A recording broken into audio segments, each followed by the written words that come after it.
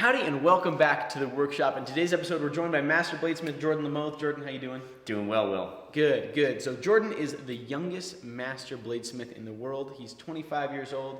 He's got a great beard. He's incredibly talented. He just passed his Mastersmith test this year at Blade Show. I'm very, very happy I got to see his pieces. They were just spectacular. And he's hanging out in Montana right now. He just taught a couple classes here, and now we're forging things up and whatnot. And today we're challenging ourselves by forging a couple of integral bolster chef's knives, one each. We're going to see if we can do this all in one day, which is going to be a bit of a challenge, but fortunately we have all the right materials and supplies that we need, thanks to Pop's Knife Supply, who is today's sponsor. Thank you, Pops. We'll talk a little bit more about them later on. With that, let's fire up the forge and jump on in.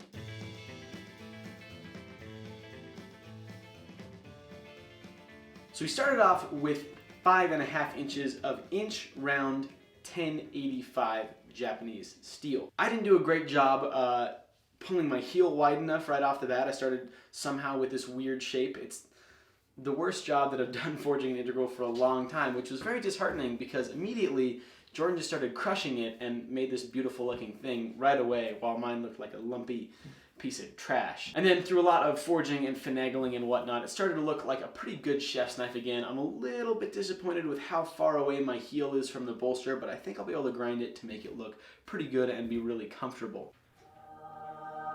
So, day started out pretty well. We started with our 5.5 inch piece of 1 inch round. I first thing just tried to crush it down to give myself a little bit more meat to work with in the heel and the bolster. I always find that making that transition is the hardest part of the chef knife, so giving myself a little more material to play with so that I can draw it out from there. Blade length is going to be about 9 inches, and it's going to be about 2 inches wide or a little bit wider. Those dimensions are fairly standard for my chef knives. I find they work really well in the kitchen. They're very functional type knife.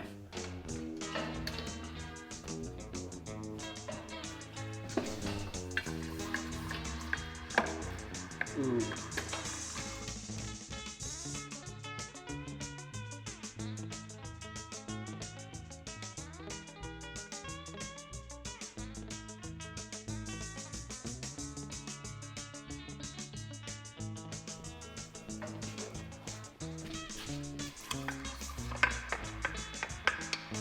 Blade straightening goes better if your heart rate is higher. You ever cracked a blade right after punch?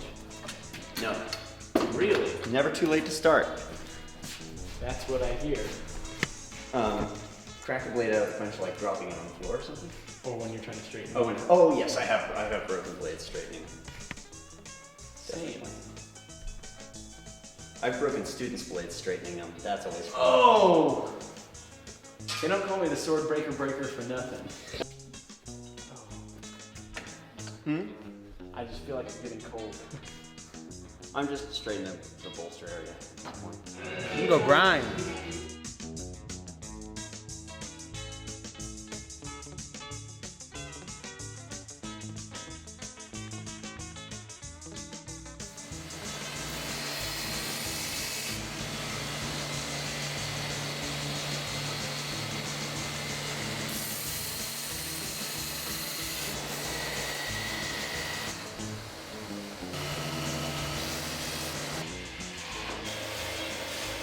All right, it's 3:30. That means we've been working on these things for about 7 hours now, including the tempering time. And they're looking pretty good. I've got mine profiled, mostly ground. I still need to thin out my edge just a little bit and kind of come up in the grits. I've got my bolster shaped up, the back of my bolster ground. I'm kind of smoothing out my choil right now. I need to round my spine.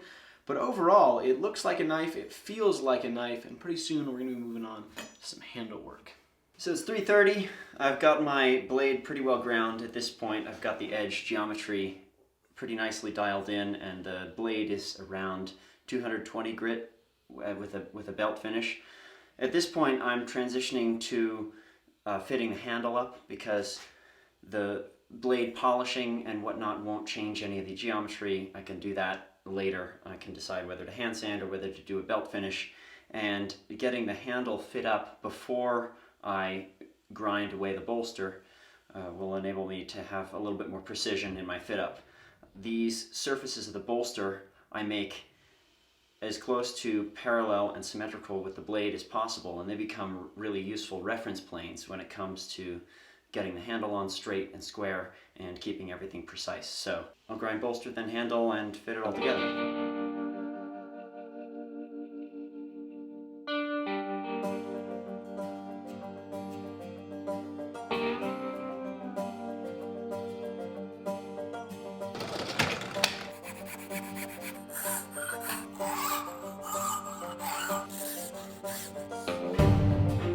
No play, it's a tight fit. That's what I'm going for.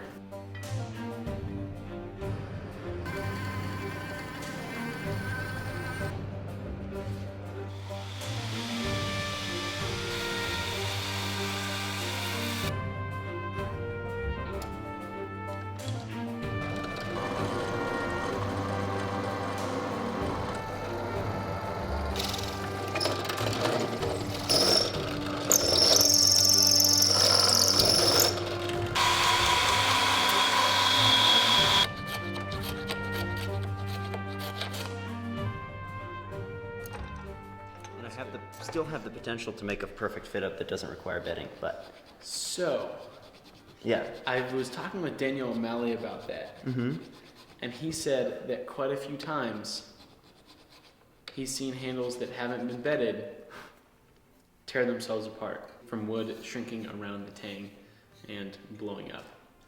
Alec and I had that happen to a sword at one point also. Oh, interesting, because the epoxy gives more than the... So when you do a bedded Wow. tang, the amount of flex that has is enough that it doesn't do that. But if you do a perfect fit up,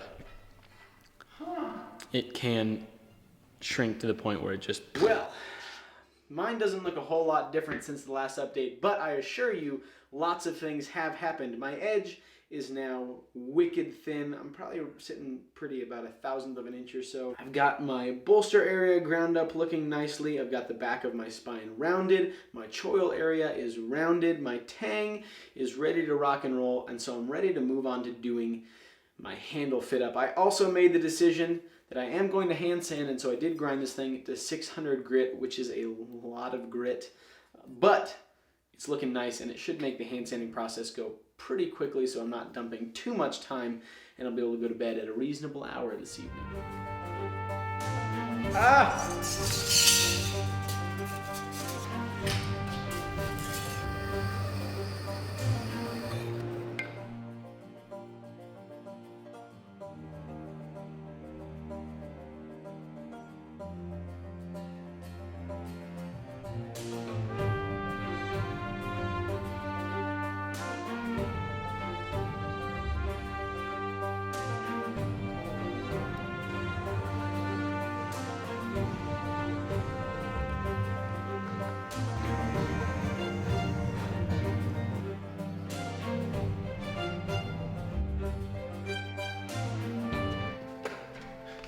That's cool.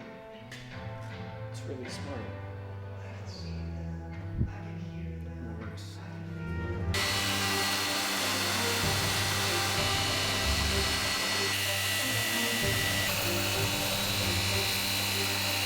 Well, my knife is really starting to shape up here. I've got my handle fit and rough profiled. The competition is going really well. I didn't tell Jordan that it was a competition because I figured I had a better chance of winning that way, and otherwise I probably wouldn't. But it's going great. So I overheard Will say something about a competition. I'm not sure exactly when that's going to be, but luckily tonight we're not worried about that. I got this handle fit up. I bedded the tang, so for those of you who aren't familiar with bedding the tang, basically I glued this knife together with wax on the tang so that the glue filled the hole and then it would come apart, and so then now there's no play in the handle. At this point I should be able to profile and grind my whole handle and then be able to take it off so that I can sand the bolster and the handle separately and give myself a nice museum fit around the bolster, which you will see what that is coming shortly.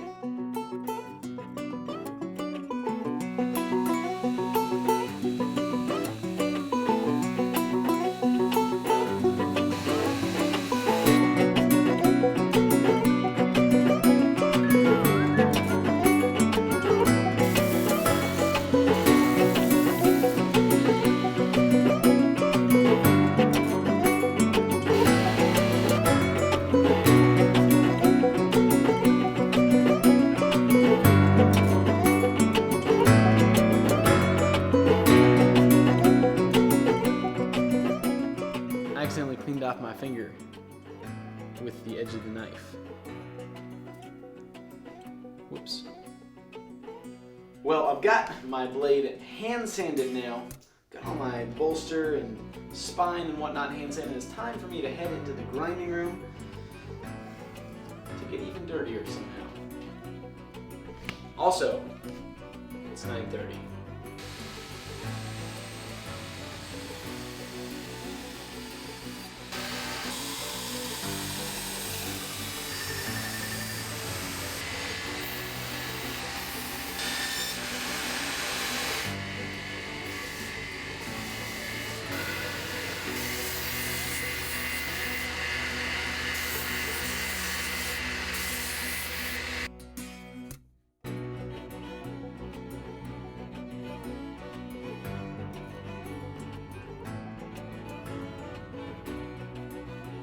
Update. It's now 10:45. Got an hour and 15 minutes left. I've got my handle finished. Still needs buffing and oil and all that good stuff, but it's been ground and then finished with steel wool, and so it's a nice, just even polish. It's about how I normally finish my handles minus the hand sanding process. I just took a little bit extra time on the grinder and got it dialed in, which is awesome. So now I need to take these two things apart, do my final finishing, electro-etch my maker's mark. I should probably do that right now. Then I'll do my final finishing, and then I'll glue it, and then it'll be done. All right, little update here. I have my blade. Everything is pretty much shaped. I'm just putting final finishes on the blade and handle. Got one side sanded, now I'm sanding the other side, 600 grit. My handle's over there and I'm not gonna touch it because my hands are gross. And the handle needs a little more TLC, probably just some hand sanding, but if I find anything super wrong, I'll go back to the grinder. We'll see.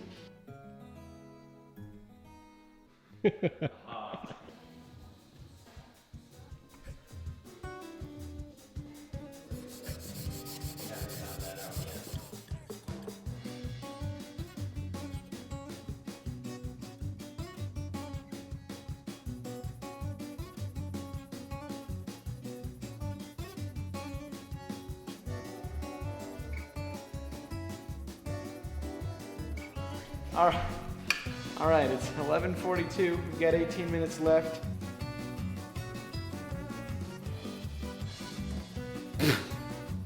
bug just flew into my eye. Oh yeah, that's stunning. Yeah. You got 5 minutes. Dang it, Isaiah! Less than 5 minutes. 4 minutes. 4 minutes now.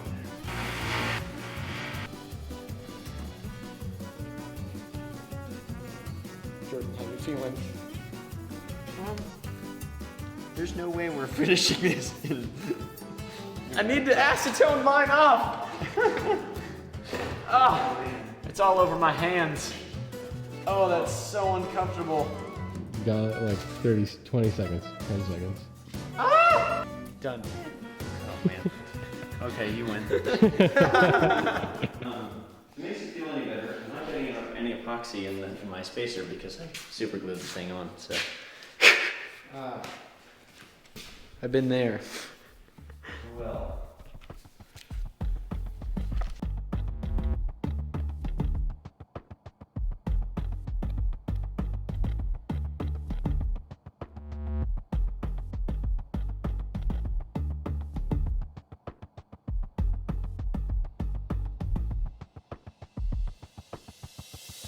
Well, it's the next morning now. Our knives are finished gluing up, and they're both looking really nice. Stellar work, Will. Unbelievable. We both got to kind of challenge each other. And yeah, I don't know what Jordan was thinking going into it, but I thought we were going to be doing quick and dirty integrals, and they ended up being a couple of beautiful pieces. So that's fun. I think we're going to put this out as a challenge to the bladesmithing community. Go ahead and tag both Jordan and I at Jordan Lamoth Blades. Jordan Lamoth Blades. And Wills_Stelter on Instagram. So Jordan, thank you so much for coming out and building this knife. I had an absolute blast, and I learned a ridiculous amount. Believe it or not, Mastersmiths are good at making knives. My pleasure, Will. I learned an amazing amount too. Little trick of ripping down the belt. Mm-hmm. It's a lifesaver. Change my knife making game. It's a game changer. Yep, I learned that one from Kurt Holland. Thank you, Kurt. Freehill Blades. I think he's going to be tempted to do this challenge as well. So You better be. Yeah. Except we'll handicap him. He's got to make 2. Good. He should. He works too fast for a mortal man. And with that, we got a couple more little announcements. Let me tell you really quick about Pop's Knife Supply. Pop's is owned by 4 professional knife makers, which is a huge benefit because it means that they carry the actual supplies that real makers want to be using. The things that we used from them this episode were the 1085 Japanese steel that we used to forge our knives out of. We used their Cubitron, their Norton Blaze belts, and their Klingspor Golden J-Flex belts for all of our stock removal and whatnot on this project, which having the good belts makes things go a whole lot faster, which is a big deal when you're trying to do high quality work as fast as possible. Now, because they're professional knife makers, they also understand how important and how bad at time management knife makers are, and so they offer things like same-day shipping, which is a big deal because there are some companies out there that maybe aren't so fast on shipping, and when you're down to having no fresh belts and you've got a project that you need to do, that's a big deal. And lastly, the last big benefit is, again, it's owned by 4 knife makers, so if you have a question about what you're looking to do, don't know what supplies to buy or anything like that, you can give them a ring and they can answer those questions for you, which is wonderful. I really respect all of the guys there. They're all super talented. I know all of them personally, and they're great. So with that, thank you, Pops, for that. We've got a couple more quick announcements. Scrollwork Chef Knife t-shirt. This thing is up on the site. We're going to do a limited run of these. They're going to be available for 1 week only, starting right now, and available until 1 week from today. This is the first design that Evan Watson did. He did a couple more that we're gonna be doing limited runs of here in the future, but if you wanna get on this sweet design, which in his words looks like something that would be on the forearm of a chef, go ahead and check it out. I think this thing is awesome. Great way to represent the craft, both the fine side of things with the scroll work as well as chef's knives, which are cool. They're on the cutting edge of technology. Another great way to support the channel is through Patreon right now. That's just an awesome, direct way to give us some support. Last but not least, go ahead, like, subscribe, turn on post notifications, and go ahead and comment some of the things that you want to see on the channel in the future, because we're kind of gearing up and planning out what our fall and winter are going to look like, as well as letting Jordan and I know all of the things that we did wrong in this video He's just a Mastersmith, so he probably doesn't know what he's doing. Go ahead, let us know, make us cry. I don't care. I'm going to do it anyway. So thank you guys so much for following along, and I'll see you on the next one.